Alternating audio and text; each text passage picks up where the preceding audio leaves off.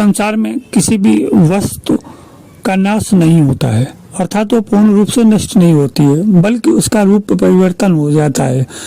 ठोस द्रव में परिवर्तित हो जाती है, द्रव गैस में परिवर्तित हो जाता है। योगी इसी चक्र को अपने साक्षात करके, अपना करके अपने अणु और परमाणुओं की संबद्धता को जीवंत कर कहीं दूर अपने शरीर के समान किसी नवीन शरीर का निर्माण कर लेते हैं। क्योंकि आप इस भौतिक संसार में रहते हैं और इस भौतिक जगत के व्यवहार से ही आपका सामना होता है, इसलिए आपको भौतिक संसार का ज्ञान होता है। यदि आपने अंतर जगत की यात्रा करें तो आपको अंतर जगत के आध्यात्म का ज्ञान हो जाएगा।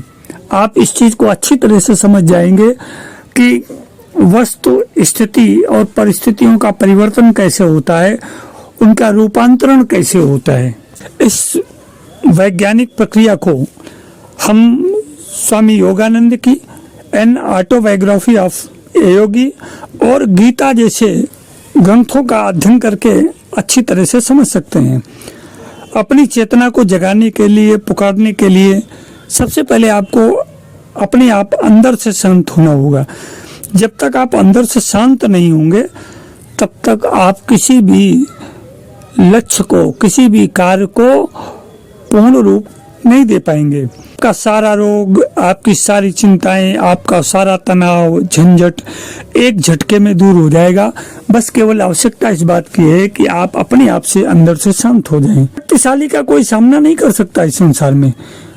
शक्तिशाली के सामने लोग आने से डरते हैं। तो आपके अंदर एक महाशक्तिशाली योगी विद्यमान है, एक महाशक्ति संपन्न महाचेतना विद्यमान है।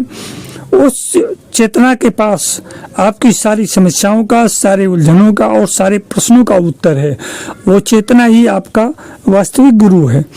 इसके लिए आपको अपनी रिद्म बनाए रखनी पड़ेगी और इस रिद्म को बनाए रखने के लिए पहले तो अपने शरीर को विश्राम दीजिए और विश्राम देकर के अपने शरीर के अंदर स्थित मन, अहंकार, शरीर और चेतना को रिदमेटिक श्वासों से चोट करिए। जब आपकी श्वासें, जो इस चेतना का प्रवाह है, इन श्वासों के माध्यम से जब आप चोट करेंगे तो आपका शरीर, आपका मन, अहंकार और चेतना, इन पे चोट पहुंचेगी और ये शनि शनि जागृत होंगे। यौगिक डीप ब्रीदिंग आपकी अंतर चेतना को जगाने का, आपको आध्यात्म के पथ पर मोड़ने का, आपके उत्तम स्वास्थ्य के लिए और आपकी विचारणा शक्ति, दृढ़ संकल्पित मन के लिए एक सर्वोत्तम उपाय है। ये यौगिक डीप ब्रीदिंग करने से सबसे पहली बात तो आपकी वेगस नर्व एक्टिव होती है और जब ये वेगस नर्व एक्टिव होती है तो इससे आपके मस्तिष्क में खुशी के केमिकल्स डोपामाइन, ऑक्सीटोसिन, सेरोटोनिन और एंडोर्फिन रिलीज होते हैं। ये जब केमिकल्स रिलीज होते हैं, हार्मोन्स रिलीज होते हैं तो आपका शरीर एकदम उत्साह, उमंग और प्रफुल्लता से भर उठता है। श्वास लेना, मेरे अध्यात्म प्रेमी जिज्ञासु मित्रों, श्वास लेना एक कला है और ये वैसी ही कला है जैसे आप किसी भौतिक स्थिति में निपुण होते हैं। जैसी श्वास होगी वैसा ही हमारा मन बनेगा। ये हमारी बुद्धि श्वास द्वारा संचालित होती है और इन श्वासों में 5 तत्वों का प्रवाह निरंतर जारी रहता है। वायु, जल, अग्नि, आकाश और पृथ्वी। आप ये सोचते होंगे कि लॉ ऑफ अट्रैक्शन का संबंध सोचने से, तो लॉ ऑफ अट्रैक्शन भी आपकी श्वासों की गति और मति पर निर्भर करता है। जब आप श्वासों की रिद्म बनाएंगे तो जब श्वासों की रिद्म बनेगी तो निश्चित रूप से एक साथ अंतर जगत में बहुत सारे परिवर्तन घटित होना शुरू होंगे और वो परिवर्तन चाहे लॉ ऑफ अट्रैक्शन के रूप में हो, चाहे आपके ध्यान, धारणा और समाधि के रूप में हो, चाहे आपकी इच्छा पूर्ति के रूप में हो, चाहे आपका अंतर जगत का एक यौगिक मन, योगी स्वरूप में आने के आकार के रूप में हो, कहीं न कहीं इनका विस्तार और इनका निर्माण प्रारंभ हो जाता है। संसार में चीन और जापान के लोग सबसे ज़्यादा अधिक उम्र के और स्वस्थ जीवन जीते हैं। उसका कारण उनको बचपन से ही सांस लेने की कला सिखाई जाती है। एक जापानी रेकी पद्धति जिससे मन को मजबूत और चेतना का विस्तार किया जाता है। देवराहा बाबा की उम्र 250 वर्ष थी।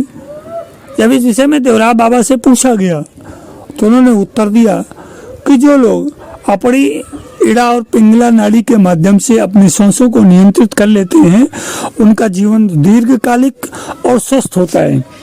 दिन में इड़ा नाड़ी का संचालन और रात में पिंगला नाड़ी का संचालन करने पर जो महारत हासिल कर लेते हैं उनका जीवन काल उतना ही दीर्घ होता चला जाता है एवं स्वस्थ बना रहता है। जर्मन वैज्ञानिक डॉक्टर विल्हेम रेक ने अर्नोल्ड एनर्जी के संबंध में सकारात्मक ऊर्जा के संबंध में एक विचार प्रतिपादित किया कि विचारों से मन से श्वास और श्वास से ऊर्जा का संबंध होता है। अर्थात मेरे कहने का मतलब यह है कि बच्चे का शरीर किसी भी बीमारी को, किसी भी वस्तु स्थिति को, किसी भी तनाव को, स्ट्रेस को रिकवर करने में बहुत सक्षम होता है, क्योंकि वो स्वयं में नेचुरल होता है, प्राकृतिक होता है, उसके अंदर आर्टिफिशियल कुछ नहीं होता है। तो जो प्राकृतिक होगा, प्रकृति के जैसा होगा, प्रकृति के साथ तालमेल करके चलता होगा या अपने जीवन को जिसने प्राकृतिक बना लिया होगा, वो तनाव को, एंग्जाइटी को, डिप्रेशन को, क्रोध को, काम को, लोभ को, मोह को, ईर्ष्या को, मद मत्सर अहंकार को बहुत शीघ्र नियंत्रित कर लेते हैं। इसके विपरीत जो नेचुरल नहीं होते हैं, जो आर्टिफिशियल होते हैं, उनके ऊपर ये आवेग हावी होते चले जाते हैं और उनके जीवन को गहरी खाई की तरफ ढकेल देते हैं। योग की 4 विधाएं, अनुलोम विलोम, नाड़ी शोधन, कपालभाति, भस्त्रिका और भ्रामरी, ये 4 प्राणायाम ऐसे हैं जिनको अगर गंभीरता पूर्वक संयम के साथ निरंतर अभ्यास किया जाए इनका, तो इनके निरंतर और संयम पूर्वक अभ्यास करने से हमारे कुंडलिनी समेत 7 चक्र स्वतः जागृत होते चले जाते हैं। इससे आपका ध्यान एकाग्र होगा।